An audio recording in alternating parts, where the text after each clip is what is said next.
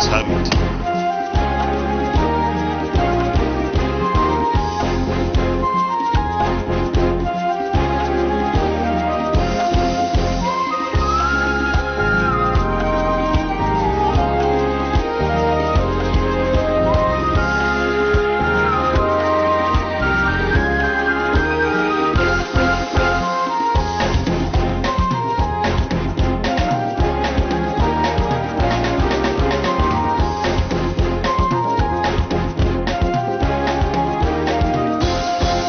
Hello and welcome to the program. I'm Dennis Adigunloye. Since the 8th National Assembly, it has become a permanent fixture in the discourse of legislators, and one cannot be surprised given its persistent and malignant presence in the daily lives of Nigerians. Of course, we are referring to the issue of insecurity. And once again, senators of the 9th National Assembly devoted the best part of Tuesday's plenary to matters of security. The state of Nigeria's security situation resonated on the floor of the Senate for the umpteenth time. In the last 4 months, motions on security challenging all the geopolitical zones have flooded the legislative chamber, 4 on Niger State alone. This time, the motion by the senator representing Niger East, Sani Musa, shut down all items scheduled for consideration on the order paper. It called for immediate deployment of troops and relief materials from the federal government to the affected areas. Villages and communities in Shiroro, Rafi and Munya local government areas of Niger State, and has subjected the affected areas under serious survival threats. In Niger North, Mariga local government is also in constant attack. We need to start now, because nobody can ever escape it. We are where we must now bring out all our arsenals. Some senators recommended massive recruitment into security agencies and engagement of foreign assistance in arresting the situation. Colombia, Israel, they've gone through this road and they overcame them. So we should not be ashamed to seek support and assistance of such countries to help us. It costs us nothing to get foreign support. We need to strengthen the manpower requirement of our security agencies. To have audience with the Honorable Minister of Foreign Affairs, the National Security Advisor, and the Minister of Defense on the regional implications of the developments in Sham. We need to have supplementary budget to fund not only the recruitment of additional personnel, but also procurement of weapons and platforms.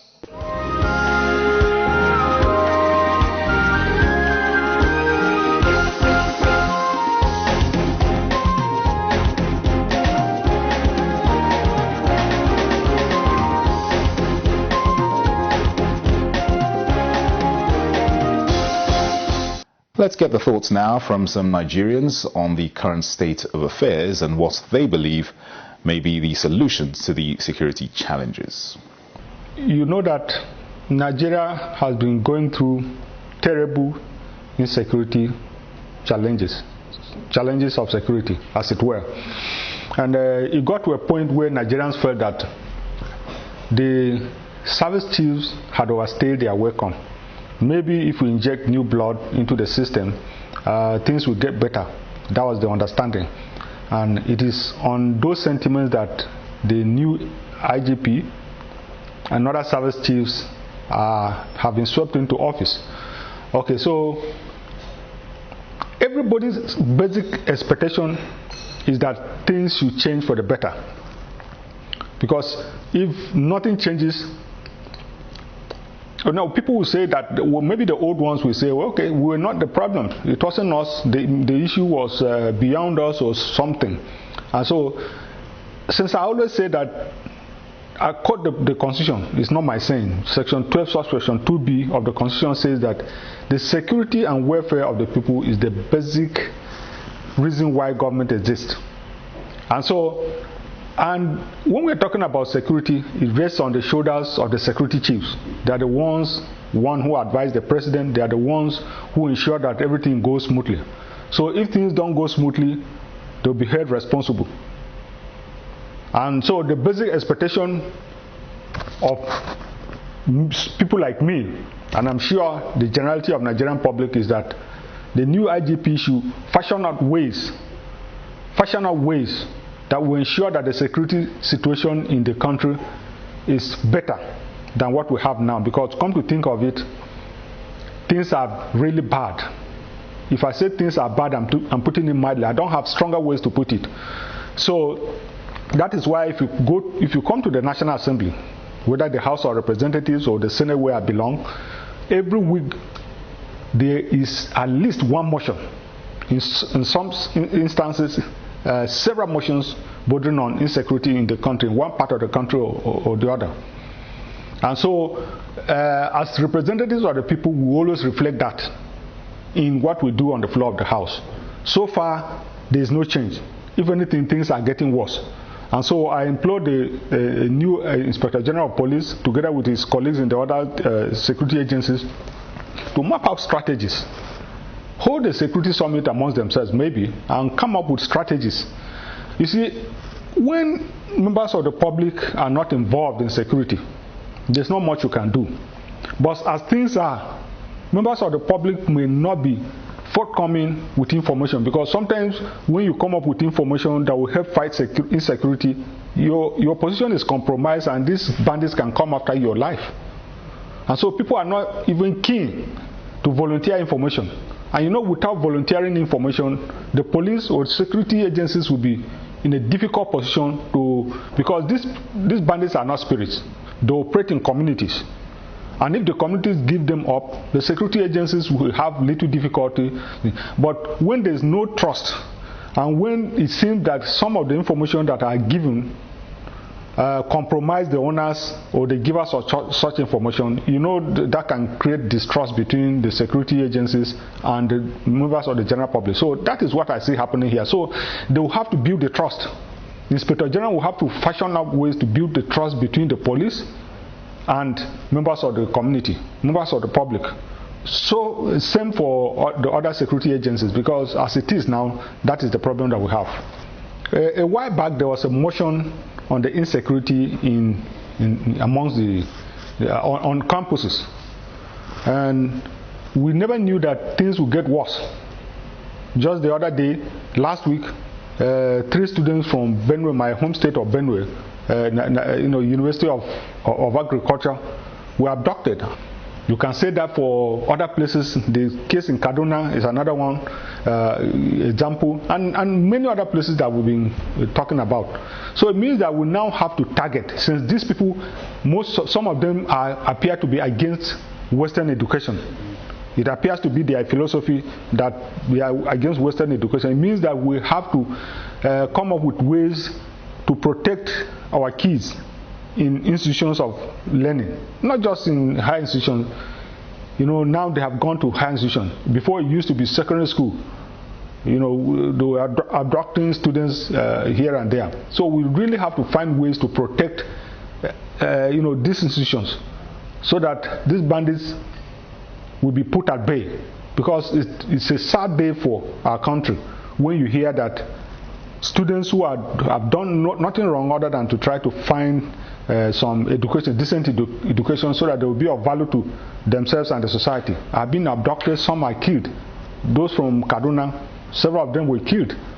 You know, so it's really a sad day. So I think that is the challenge again.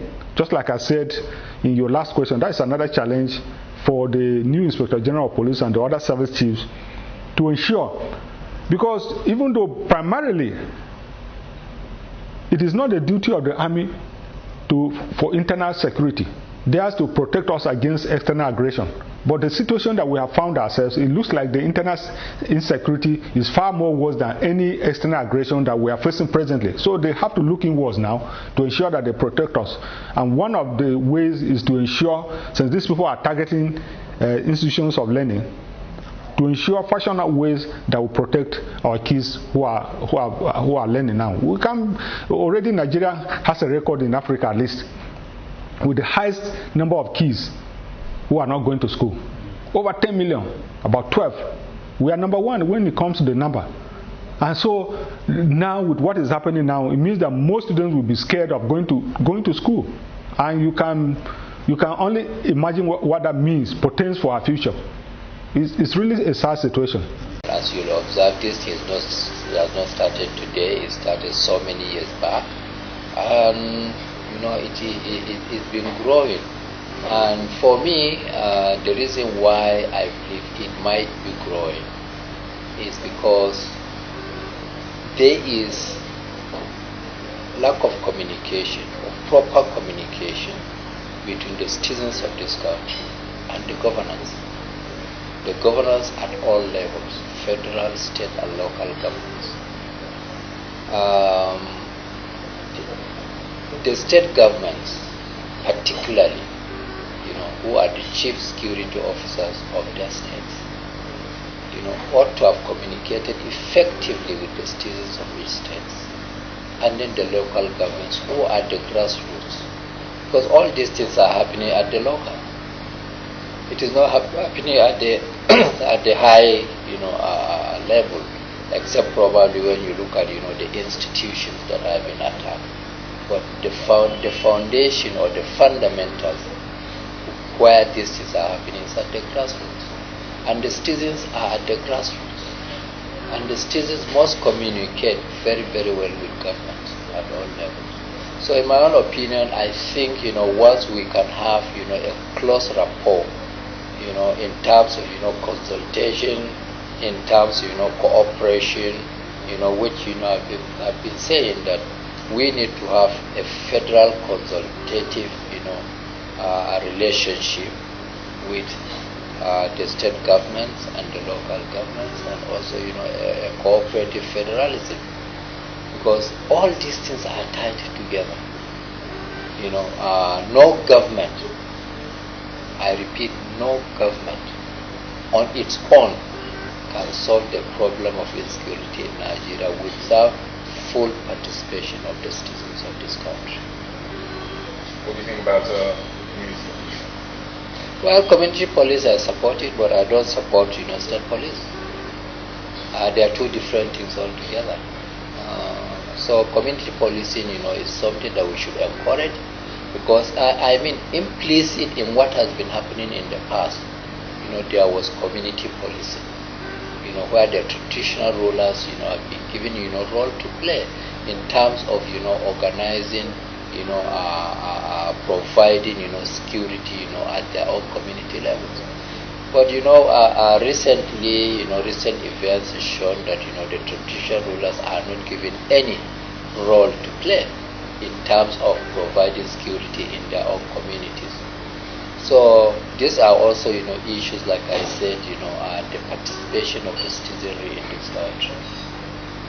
So everybody has responsibility to make sure that he or she participate effectively in the provision of security in this country through information dissemination, provision, of intelligence, and then, coming together with the security, organization, with the security outfits, and then, build in the security architecture to make sure that, people, are highly, coordinated, to make sure that intelligence is available to the relevant, parties, so that they can share that information and then do the best way in terms of it. Secondly, training.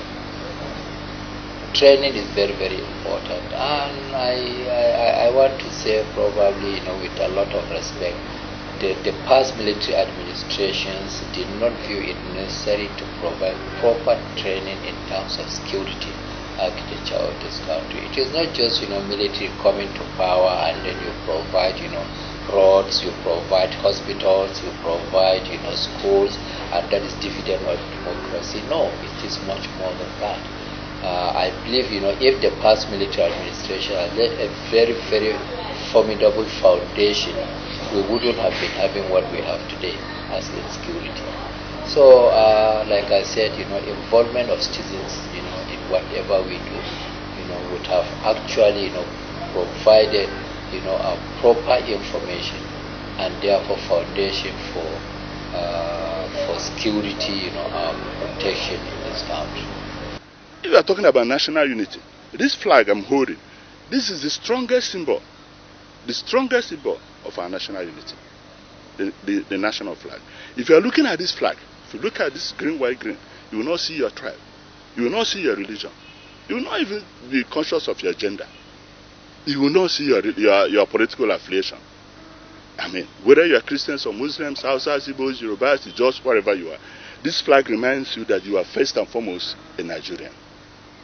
And so every action in our official capacity, in our individual capacity, must be based on first consideration of national interest.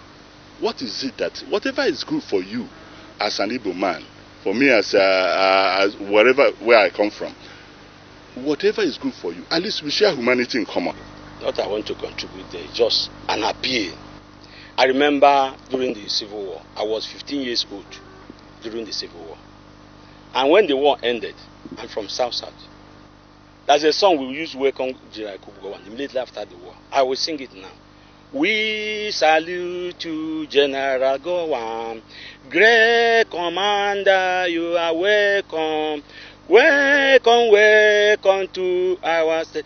Grace of God, we are one. I will see one today. We fight the Civil War. I witness it. Those who does not witness Civil War wouldn't know what we are talking about. War is not good for this country again. And those days is a primitive, because what is happening there now is not the same. And no country go for second war and survive it. My own is just an appeal. I'm appealing to Muhammadu Buhari. I'm appealing to Osibanjo. I'm appealing to National Assembly. Let us keep religion aside. Let us keep politics aside and embrace peace and make sure this country move well again. I will not call my country coward because it's my great country. No home like home.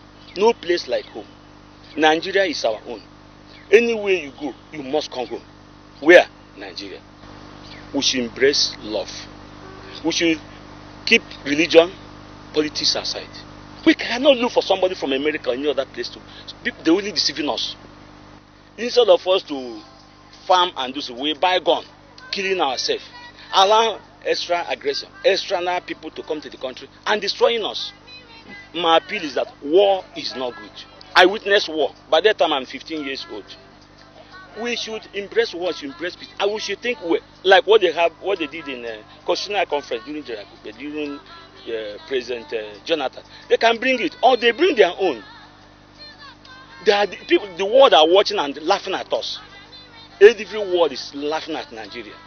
We have all mineral resources to be one of the great countries.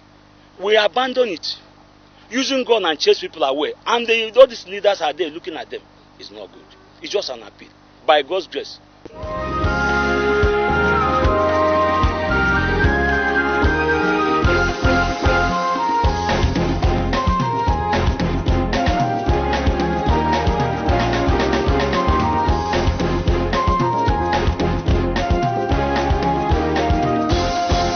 Now to some other matters in the week in review. Senate has screened the presidential nominee for the position of Chief Judge of the Federal Capital Territory, Salisu Garba Abdullahi, with an assurance that every support required will be given to all arms of government to deepen democracy.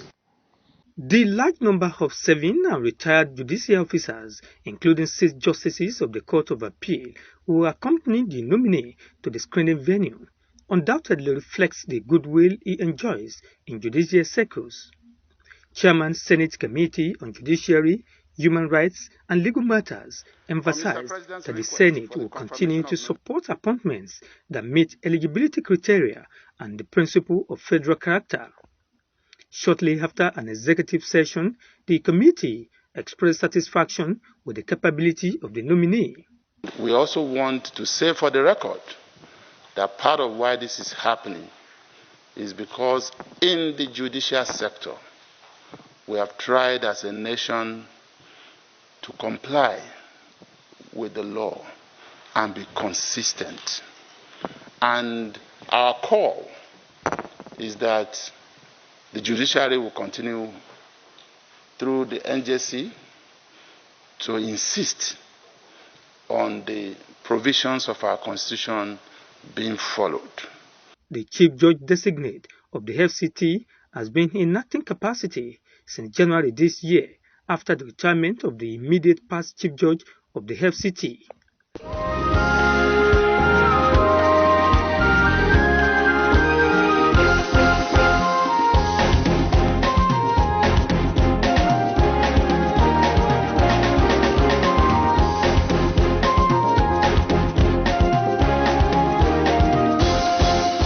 And the Senate has subsequently confirmed Salisu Garba Abdullahi as Chief Judge of the Federal Capital Territory.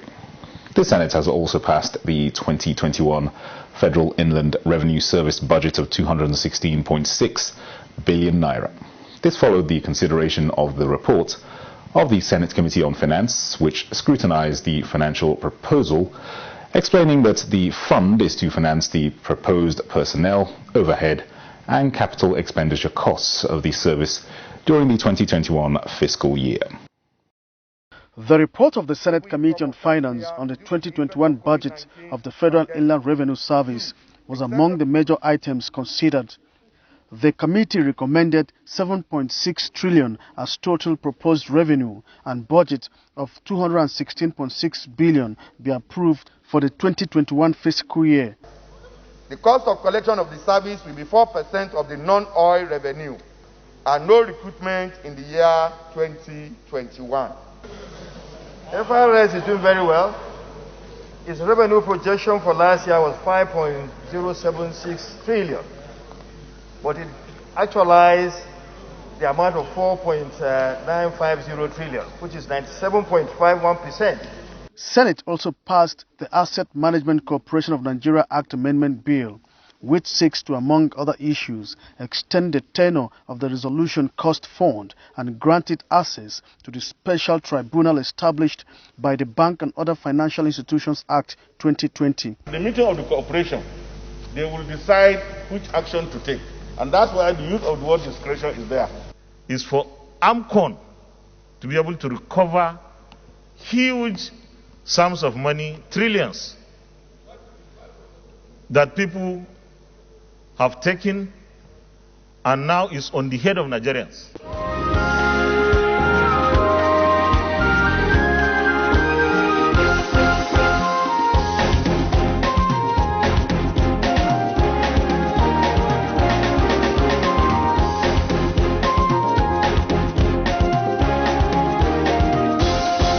And here is a quick look at some other happenings at the Senate in the week. Elections in Nigeria in recent times are said to have been bedeviled by electoral offences. However, the inability to prosecute offenders still leaves a gap in the electoral system. The bill for an act to establish the National Electoral Offences Commission is therefore to take the responsibility of ensuring that electoral offenders are prosecuted and convicted if found guilty. Our task here today is to examine all sides and provide insights as qualified stakeholders. Like any other bill, it is an imperfect proposal that will improve as it makes its way through the legislative process. The process will soon be concluded as they are presently working with stakeholders. A cross-section of stakeholders gave their submissions on the importance of the bill to Nigeria's democracy. We would like to see more prosecution of offenders, not just of ballot box snatchers and falsifiers of results of election, but most importantly, their sponsors. This is an important bill in the electoral reform agenda, and we look forward to its success.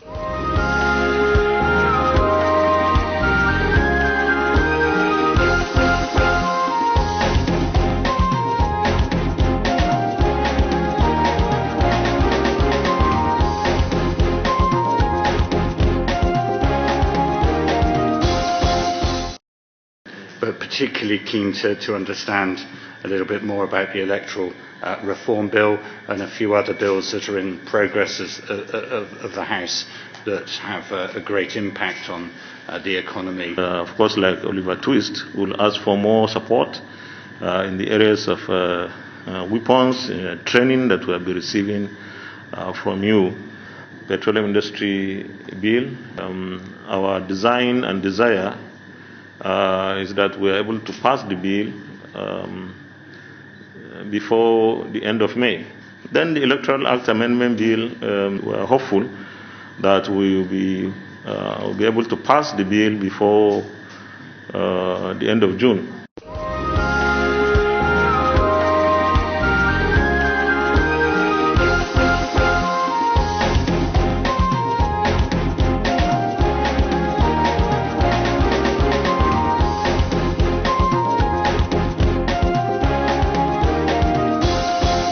Well, that concludes this edition of Senate 109. Thanks for watching. I'm Dennis Adigunloye. See you next time.